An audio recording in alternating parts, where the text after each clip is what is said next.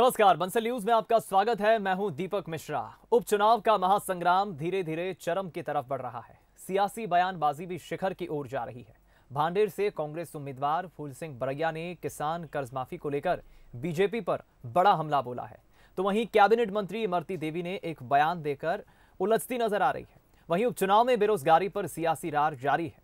कलश यात्रा और रामशिला यात्रा के सहारे पार्टियां सियासी हित साधने में जुटी हुई है, तो बड़ा मलहरा में बीजेपी कांग्रेस के आगे निकलती दिख रही है। उपचुनाव से जुड़ी ये सारी खबरें लेकर हम हाजिर हैं अपनी इस खास पेशकश उपचुनाव का चक्रव्यूह में।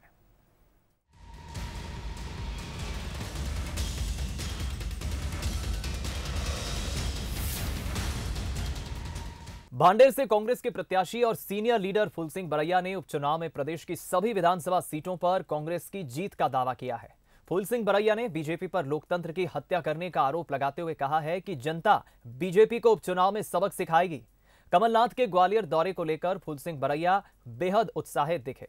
उन्होंने कहा कि बीजेपी कमलनाथ के दौरे से घबरा रही है, इसी वजह से कांग्रेस कार्यकर्ताओं की तरफ से लगाए गए पोस्टर और बैनर को हटा दिया गया। फूल सिंह बरैया ने आगे कहा कि किसान कर्ज माफी के मसले पर बीजेपी किसानों के बीच भ्रम फैला रही है। फूल सिंह जी, कमलनाथ जी आ रहे हैं, सरगर्मियां तेज हैं। तमाम सवाल बीजेपी की ओर से पूछे जा रहे हैं कि आखिर 15 महीने में क्यों नहीं आए आप? भारतीय जनता पार्टी जो सवाल पूछती है उसका कोई अर्थ नहीं है, और भारतीय जनता पार्टी किसी भी तरह के जो सवाल पूछेगी उसका कोई न सेंस होता है न कोई उसका अर्थ होता है। माननीय कमलनाथ जी ने जो काम मुख्यमंत्री रहते किया है, भारतीय जनता पार्टी उस काम को 100 वर्ष तक भी नहीं कर सकती। अभी भारतीय जनता पार्टी झूठ बोल रही है कि माननीय कमलनाथ जी के बारे में उन्होंने जो आरोप लगाया है कि कमलनाथ जी ने किसानों का कर्जा माफ़ नहीं किया है। वो कह रही है भारतीय जनता पार्टी कमलनाथ जी झूठ बोल रहा है।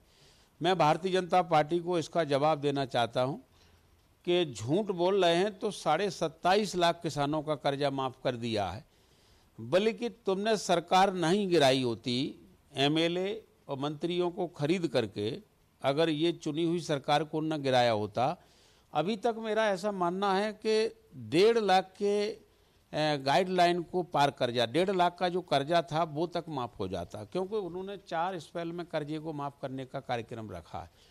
तो ये बात माननीय कमलनाथ जी ग्वालियर भी बताने के लिए आ रहे हैं, क्योंकि कभी कभी क्या होता है कि कभी हद हो जाती है किसी भी चीज़ की, तभी तो उसके बारे में जवाब देना पड़ता है। तो भारतीय जनता पार्टी की तरफ से हद हो गई है झूठ बोलने की। प्रशासन पर भी एलिगेशन लगाए कि बीजेपी के इशारे पर उनके जो कार्यकर्ताओं ने जो बड़ी उम्मीद से स्वागत में जो पोस्टर बैनर लगाए थे उन्हें हटा दिया गया।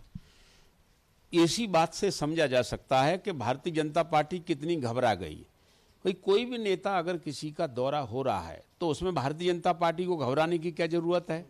ये लोग तो खूब घूम रहे हैं, लोकतंत्र की हत्या करते करते हम तो घबरा ही नहीं रहे, क्योंकि हमें तो मालूम है हम इनको हरा देंगे। तो वो उनकी जो घबराहट है कि माननीय कमलनाथ जी अगर यहाँ आते हैं ग्वालियर में, तो समझिए भारतीय जनता पार्टी का कोई, वैसे तो कोई सीट जीत नहीं रही है, बाई द वे ऐसा उन्हें कहीं उम्मीद होगी कि जो सीट हम जीतेंगे वो सीट भी नहीं जीतेगी, और कल दूध का दूध पानी का पानी भारतीय जनता पार्टी और इन लोगों के बीच में हो जाएगा। एक आखिरी सवाल ये है कि जिस तरीके से बीएसपी मैदान में है, तो उसे लेकर थोड़ा सा वोट शेयर जो है कांग्रेस का, उसे बंटने का खतरा है, तो उसे कैसे रोकेंगे? बहुजन समाज पार्टी का समय निकल चुका है। बहुजन समाज पार्टी एक समय थी जब बहुजन समाज पार्टी देश की बात करने लगी थी। जिस दिन से मायावती जी ने देश की बात करना बंद कर दी है, गरीबों की बात करना बंद कर दी है, पिछड़ों की बात करना बंद कर दी है, तब से बहुजन समाज पार्टी में लोगों का फेत बचा नहीं है। अब बहुजन समाज पार्टी को कोई वोट देने को तैयार नहीं है, और बहुजन समाज पार्टी का इस्तेमाल भले ही भारतीय जनता पार्टी करे, भारतीय जनता पार्टी को इससे कोई लाभ होने वाला नहीं है। बहुजन समाज पार्टी इस चुनाव से देश में पूरी तरह से खत्म हो जाएगी। ये थे फूल सिंह बरैया, जिनका दावा है कि बीएसपी के आने से कांग्रेस को कोई नुकसान नहीं होगा। यहाँ तक उन्होंने ग्वालियर चंबल अंचल में पूरी जो सीटें हैं 16, वहां पर कांग्रेस की जीत का दावा किया है। कैमरामैन अश्विनी के साथ प्रहलाद सेन, बंसल न्यूज, दतिया। उपचुनाव सियासी दलों के साथ ही चुनाव आयोग और अधिकारियों के लिए भी आसान नहीं रहने वाला।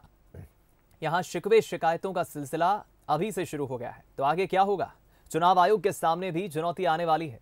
इमरती देवी एक बयान देकर उलझन में फंस गई है। कांग्रेस ने उनके खिलाफ मोर्चा खोल दिया है। क्या है पूरा मामला, देखिए इस रिपोर्ट में। 8 सीटें जीतने और उन्हें कम से कम 27 सीटें जीतने, तो आप बता दो सत्ता सरकार का आंखें मुंचे बैठी रहेगी वो फिर पूरी की पूरी जीत लेंगे। सत्ता सरकार का इतना बहुमत होता है कि अगर बिना चाहे कलेक्टर से जहाँ सीट हमें चाहिए तो वो सीट मिल जाती है। ये क्या कह गई कैबिनेट मंत्री? ये चुनाव जीतने का आत्मविश्वास है या फिर सरकार में रहने की ठसक? किसके सहारे चुनाव जीतना चाहती है? चुनाव में तो जनता सर्वोपरि होती है, मगर क्या जनता पर भरोसा नहीं? बहरहाल अब कह दिया तो विपक्ष ने भी इस वीडियो में कही बात को लपकने में देरी नहीं की। आयोग को शिकायत भी कर दी और आरोप भी लगा दिया कि देखिए कैसे चुनाव जीतने वाली है बीजेपी। इससे साफ लगता है कहीं ना कहीं पद का दुरुपयोग होगा, मशीनरी का दुरुपयोग होगा। हमने चुनाव आयोग से शिकायत करके मांग की है कि प्रद्युम्न सिंह तोमर जिन्होंने कल हमारे कांग्रेस पार्टी के पोस्टर फाड़े हैं, इससे पहले इंद्र सिंह कंसारा जो घर घर पर अपने क्षेत्र में नलकूप खुदवा रहे हैं, गलत काम कर रहे हैं, निःशुल्क से लोगों को प्रलोभित कर रहे हैं, ऐसे लोग जो विधायक नहीं है मंत्री बनाए गए हैं और स्वयं चुनाव लड़ रहे हैं, चुनाव में उनको तत्काल मंत्रिमंडल से हटाया जाए, ऐसी मांग चुनाव आयोग से की है। धनुष से निकला तीर, मुंह से निकले शब्द वापस नहीं आते। मॉडर्न जमाना है तो एक बात और जोड़ देते हैं कि वायरल वीडियो भी झूठ नहीं बोलता, इसीलिए सफाई भी देनी पड़ी। जो कहा था उसमें ट्विस्ट भी लाना पड़ा और पार्टी को पल्ला भी झाड़ना पड़ा। नहीं, आज जो चुनाव आचार संहिता के बाद होता है, अभी चुनाव नहीं है। चुनाव आज तो अगर सरकारी प्रोग्राम होता है तो कलेक्टर एसपी को देखना पड़ता है। हम कह रहे हैं हम इतने सक्षम हैं जिनको हम सरकार छोड़ के कांग्रेस को छोड़ के आए हैं, हम सभी विधायक इतने सक्षम हैं कि हम अपनी सारी सीटें जीतेंगे। हम बता रहे ना, हमने कहा है कि हम चुनाव जीतेंगे और मध्य प्रदेश में भाजपा की सरकार बनेगी। यह इमरती देवी जी के द्वारा दिया गया निजी वक्तव्य है और अपनों के बीच देसी तरीके से की गई बात है। कांग्रेस पार्टी से मेरा निवेदन है कि कृपया करके जासूसी करना बंद करे और चुनाव को चुनाव की तरह लड़े। चुनाव प्रतिष्ठा का है, सरकार बनाने और बिगाड़ने का है, इसलिए हर कही बात, हर एक बयान पर दोनों दलों की नजर है। एक दूसरे पर घात लगाए बैठे हैं। जरा सी चूक भी भारी पड़ने वाली है। चुनाव करवाने वाले आयोग के सामने भी चुनौती है। अभी तक तो तारीखों का ही ऐलान नहीं हुआ। आयोग के पास शिकायती पत्र पहुंचने लगे हैं। जब आचार संहिता लग जाएगी, तारीखों का ऐलान हो जाएगा, तो फिर क्या होगा? इसीलिए कहा जा रहा है ये चुनाव आसान नहीं, न आयोग के लिए न दलों के लिए। Bureau report, Bansal news. प्रदेश की 28 सीटों पर होने जा रहे उपचुनाव में बेरोजगारी का मुद्दा तूल पकड़ सकता है। प्रधानमंत्री नरेंद्र मोदी के जन्मदिन को जहां बीजेपी ने आज सेवा दिवस के रूप में मनाया, तो वहीं कांग्रेस ने इसे बेरोजगारी दिवस करार दिया। बेरोजगारी को लेकर कैसे हाई रहा सियासी पारा आज दिन भर, देखिए इस खास रिपोर्ट में। उपचुनाव से पहले बेरोजगारी को लेकर बीजेपी कांग्रेस आमने सामने है। कांग्रेस का आरोप है कि केंद्र की बीजेपी सरकार ने हर साल 2 करोड़ रोजगार देने का वादा किया था, लेकिन कोई रोजगार नहीं मिला। कांग्रेस का आरोप है कि प्रदेश में भी बीजेपी सरकार ने 15 साल में युवाओं के लिए कुछ नहीं किया। ऐसे हालात में कांग्रेस ने पीएम मोदी के जन्मदिन को राष्ट्रीय बेरोजगारी दिवस के रूप में मनाया। इस देश के नौजवानों की जो हालत है, वो हालत है कि रोजगार के ऊपर बात करके बनने वाले प्रधानमंत्री जो 2 करोड़ रोजगार का वादा करके आए थे, आज 14 करोड़ रोजगार जो रोजगार में थे उनके खत्म कर चुके हैं। आज उन्हें ध्यान दिलाने के लिए कि आपका जन्मदिन बेरोजगार दिवस के रूप में बन रहा है, जबकि पहले प्रधानमंत्री का जन्मदिन बनता था बाल दिवस के रूप में, क्योंकि वो उनके लिए काम करते थे। आज सबसे बड़ी खूबी देश की है कि युवाओं का देश है और सबसे बड़ी चुनौती है कि इन्हें रोजगार कैसे दे, पर सरकार उन पे ध्यान देने की जगह कभी मोर को दाना खिलाने में व्यस्त है तो कहीं ना कहीं मन की बात करने में व्यस्त है। कांग्रेस के आरोपों के बीच बीजेपी भी खामोश नहीं है। सूबे के गृह मंत्री नरोत्तम मिश्रा ने हमला बोलते हुए आरोप लगाया कि प्रदेश में 15 महीने कमलनाथ की कांग्रेस सरकार रही, लेकिन इन 15 महीनों में एक भी रोजगार नहीं दिया। उन्होंने कहा कि प्रदेश में इतनी नाकारी सरकार कभी नहीं देखी। नरोत्तम मिश्रा ने कहा कि बीजेपी हमेशा से ही गरीबों के साथ खड़ी है। कांग्रेस बेरोजगारी दिवस मना रही है, पकोड़े तल रहे हैं। स्वाभाविक रूप से वो ऐसा दिवस मनाएंगे क्योंकि जब तक कमलनाथ मुख्यमंत्री रहे उनने एक भी बेरोजगार को रोजगार दिया ही नहीं, एक भी वैकेंसी निकाली ही नहीं, तो उनको तो ये दिवस मनाना ही पड़ेगा। 15 महीने में एक रोजगार नहीं निकालना सरकार की तरफ से, वास्तव में ऐसी सरकार नहीं देखी। बड़ी दुखद सरकार थी वो, उसका अंत हुआ। प्रदेश में बेरोजगारी के मुद्दे पर तकरार जारी है। कांग्रेस बीजेपी दोनों का फोकस युवाओं को साधने पर है। मुख्यमंत्री शिवराज सिंह चौहान पहले ही घोषणा कर चुके हैं कि प्रदेश की सरकारी नौकरियों पर लगा प्रतिबंध हटा दिया जाएगा। अभी मध्य प्रदेश में बुंदेलखंड में सरकारी नौकरियों पर भर्ती में जो प्रतिबंध था, हाँ, वो समाप्त किया जा रहा है। प्रदेश सरकार वादा कर चुकी है कि प्रदेश की सभी नौकरियां यहीं के युवाओं के लिए आरक्षित होंगी। तो वहीं कांग्रेस ने अपनी सरकार के दौरान नौकरियों में 70% आरक्षण प्रदेश के युवाओं को देने की बात कही थी। अब देखना होगा कि प्रदेश के युवा उपचुनाव में किसके वादों और दावों पर भरोसा करते हैं। वासु चौरे, बंसल न्यूज, भोपाल। बदनावर में उपचुनाव से पहले माहौल धार्मिक हो रहा है। कांग्रेस और बीजेपी दोनों धार्मिक यात्राओं के सहारे मतदाताओं को लुभाने और रिझाने की कोशिश कर रहे हैं। कोरोना काल में निकल रही इन यात्राओं में सोशल डिस्टेंसिंग की धज्जियां भी उड़ रही हैं। मां नर्मदा के नाम पर निकल रही इन सियासी यात्राओं के बीच सवाल यह है कि किसको मिलेगा मतदाताओं और मां नर्मदा का आशीर्वाद।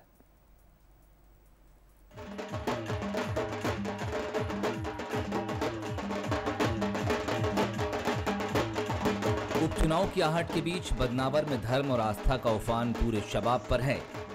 कांग्रेस और बीजेपी दोनों ही दल राजनीतिक फायदे के लिए धर्म के रंग में रंगे नजर आ रहे हैं। यात्रा में कहीं डीजे बज रहे हैं तो कहीं ढोल की थाप पर लोग मगन होकर नाच रहे हैं। लगता है जैसे किसी को जनता की जान की फिक्र नहीं है। चिंता है तो बस किसी भी कीमत पर उपचुनाव के महासंग्राम में विजय पताका फहराने की। बीजेपी की कलश यात्रा में हजारों महिलाएं कलश लेकर शामिल हो रही हैं। इन यात्राओं में कैबिनेट मंत्री राजवर्धन सिंह दत्तीगांव भी शिरकत कर रहे हैं और जनता से आशीर्वाद मांग रहे हैं। इन यात्राओं में कोरोना के नियमों की जमकर धज्जियां उड़ाई गईं। बीजेपी की कलश यात्रा का जवाब कांग्रेस भी कलश यात्रा निकाल कर दे रही है। कांग्रेस की यात्रा में भी बड़ी संख्या में महिलाएं और बच्चे शामिल हुए। कांग्रेस की यात्रा में भी सोशल डिस्टेंसिंग की जमकर धज्जियां उड़ाई गईं।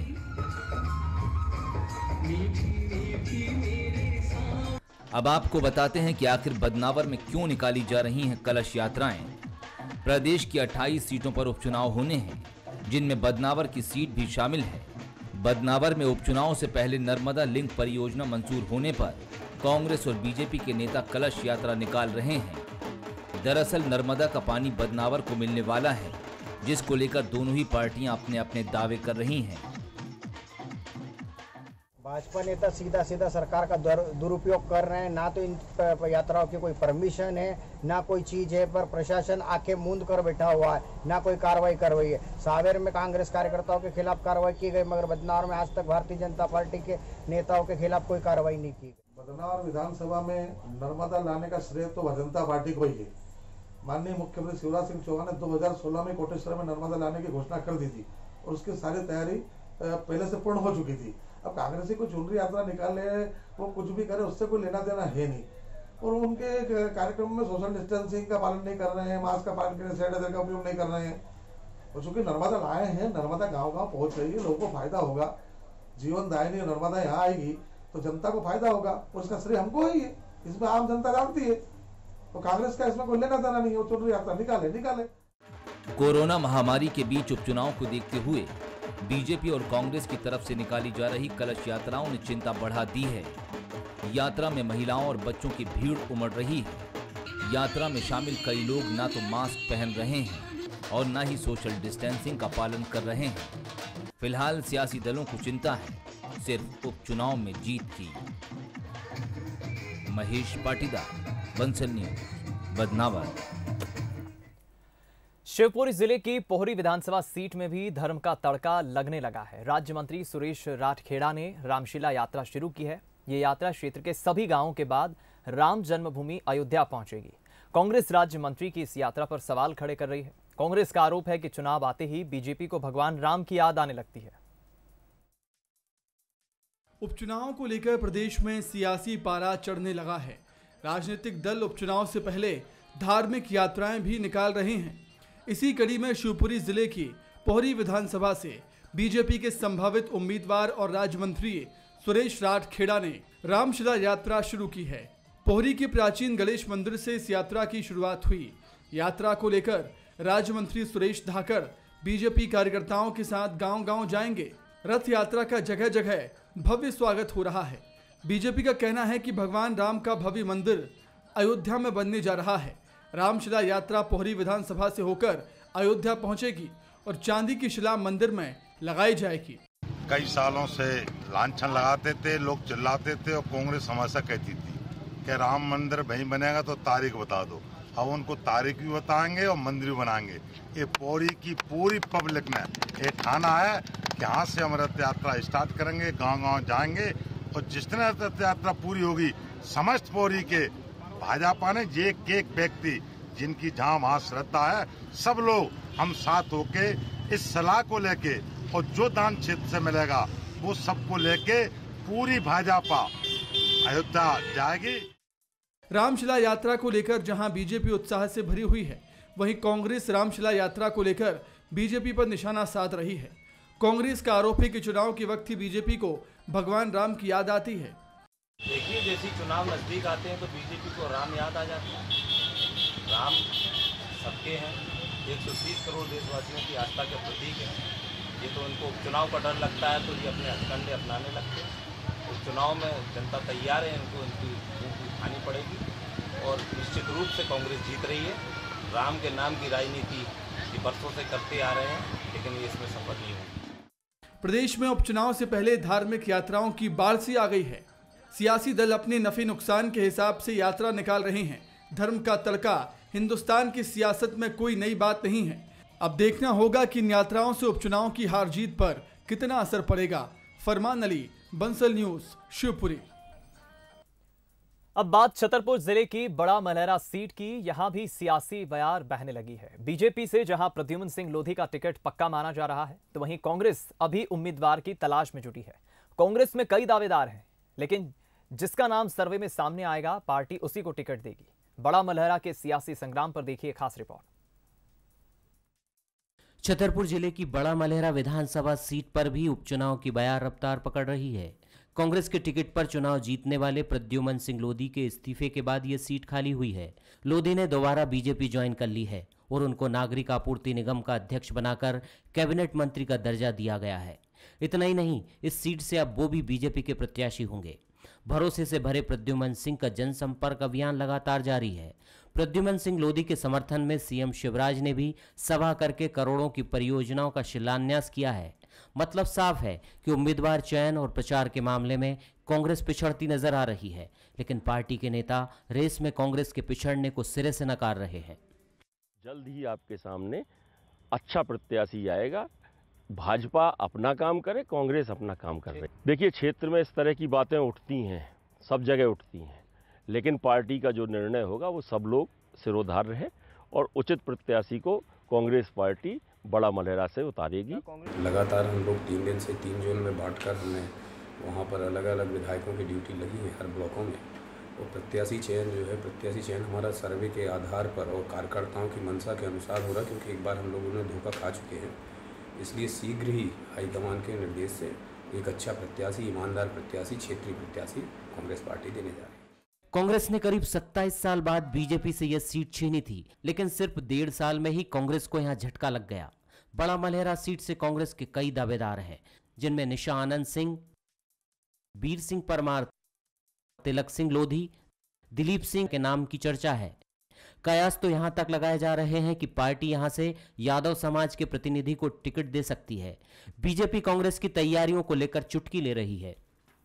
कांग्रेस वाले स्वयं अपनी पार्टी को, विधायकों, सांसद, मंत्रियों को नहीं रखवाली कर पाए उनके, और उनके आक्रोश के कारण वो छोड़ के चले गए। तो हमें पूरा विश्वास है कि भारतीय जनता पार्टी परिवार में यहाँ जो शामिल हुए हैं, हमारे भारतीय जनता पार्टी के कार्यकर्ता मेहनत करेंगे और मुख्यमंत्री शिवराज सिंह चौहान जी के लिए चुनाव है। एक एक सीट हम सब लोगों की प्रतिष्ठा लगी हुई है और बड़ा मलहरा विधानसभा क्षेत्र भी हम लोग रिकॉर्ड मतों से चुनाव जीतेंगे, इतना पूरा विश्वास है।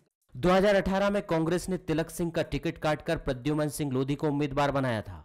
अब जब प्रद्युमन कांग्रेस का दामन छोड़ बीजेपी से गलबैयां कर चुके हैं, अब देखना होगा कि कांग्रेस प्रद्युमन सिंह लोधी के खिलाफ किसको अपना लाल बनाएगी, जो उनकी चुनावी वैतरणी पार लगा सके। फिलहाल बड़ा मलहरा से कांग्रेस उम्मीदवार को लेकर मंथन जारी है। पार्टी नेताओं को उम्मीद है कि मंथन से कुछ बेहतर ही निकलेगा। शिवेंद्र शुक्ला, बंसल न्यूज, छतरपुर। इस बुलेटिन में फिलहाल इतना ही।